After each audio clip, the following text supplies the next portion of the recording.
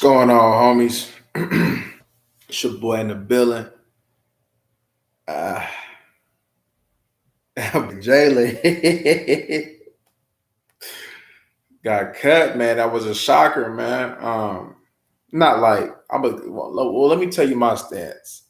I've been one of them gone, but it was just a shocker that they did it at this point in time, like end of the season. Like I would think that they would either did it before the season started or after the season.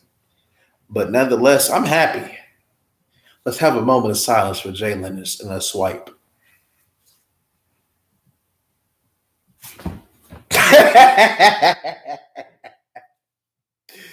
Man, I know West Coast, man. He out there going through it right now, man. But bro, he sucked. But to be honest with you, to be fair to him, I feel like he was playing out of position. He ain't no traditional linebacker. I felt like he should have been more Notre Dame. Um, I think a 3-4 outside backer, maybe a Sam backer, would be perfect for him. Drop him sometime, have him set the edge, rush him because he got power to rush. Like he's a force when he rush. So everything he does need to be going forward, and that's best for Jalen. And the scheme that we were running wasn't best for Jalen, bro. We was pretty much having him as the Mike, and then Jalen's not a Mike, bro. Um, he's a type of player that can play all over it, like kind of like a Micah Parsons, but just not as athletic. But you know, his linebacker rep should have been very minimal. Everything he should have been doing is pretty much damn near using him as a rusher going forward and like dropping him into the flats, things of that nature. So I have to say I have to blame that we misuse him as well. But then he's been under three different defensive coordinators to be fair to him. But other than that, I mean, shit, you know, he was the worst linebacker out of all the backers. He wasn't better than Leighton. He wasn't better than Neal. He wasn't better than Parsons. He ain't better than Gifford. Curse took his spot. Curse is pretty much a linebacker now. Curse took his spot.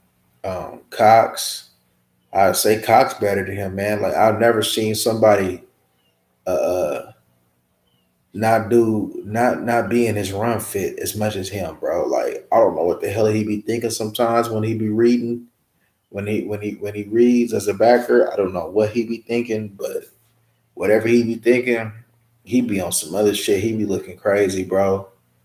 Um, he just ain't built. He just said we just wasn't built to play linebacker, bro. Like it just wasn't in him. No, I'm not saying he a bum. It just wouldn't work for him. I was kind of tired. I was kind of tired of his shit. I was kind of tired of seeing that motherfucker swipe, and he ain't do shit but hop on the pile. But that's neither here or nor there. He was always put on notice. Leighton is on notice, but Leighton is on notice for something different though. Leighton actually like produces. He had an off year last year though, but Leighton from the snaps that he's been doing solid. But he definitely on notice because it will be the Parsons and Cox show pretty soon, and that's for sure. But yeah, man. I think his best fit. I think he'd go to the Giants with Garrett, reunite with Garrett, because I know they just lost Blake Martinez. I could see him with Seattle, but definitely I could see him staying in the division though, trying to get some get back, if that's what you want to call it. But it was good that they did that because he could have been a cancer. Everybody worried about everybody's worried about the locker room, bro. Like, don't nobody know him though. everybody that was really playing with him is like gone, bro. Like everybody, it's a fresh new defense. Like Joseph don't know you, Hooker don't know you. Pretty sure Donovan Wilson really wasn't really fucking with you like that. Um, you got a whole new linebacker crew other than Leighton. Your D line is pretty much new other than Lawrence and Gregory ain't even been there.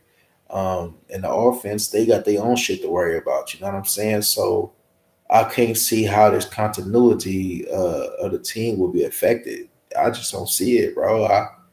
I think it's a good thing. I feel like they sending a message, bro. You don't play up to par, bro. You got to go. And his play has not been up to par, bro. I mean, if you know me, you know that I have not been a fan of Jaylon, bro. His best year was when we went to the Alls. And I said the play that I always remember Jalen the most by when we was playing the Saints and he ran down that sideline and he smacked the hell out of Kamir. That was one of the best plays that I've ever seen him make, bro. It wasn't the most impactful play that I've ever seen him make, but to me that was the best play I've ever seen him make. Which was a good play though, but it's good for both parties that he left. It was just time to go, bro. You know, unfortunately, we got to pay him that 7 million, but I think we'll be off the hook if another team signs him for however much. So hopefully that comes into fruition. I was hearing that they did think about cutting him earlier, but he had wrist surgery, so they couldn't do that. But yeah, man. I wish Jalen the best of luck, though. I don't want to see him fail, but he just wasn't a fit for my Cowboys, man. It was time to go. Swiping, no swiping. And but one thing he did, what was crazy though, was had that number nine though, bro. He was in a good representation of that number nine, and I feel like they should have never even cooperated with him even having that number nine, because there's only one number nine. That's Antonio Romero Romo. You know what I'm saying? And he paid all that money to get that jersey switched that only lasts for a month. That's damn, that's tough. But y'all let me know what y'all think, man. Let me know if you think the boys made the right decision in cutting them, because I sure do. Like, comment, and subscribe, man. Your boy out.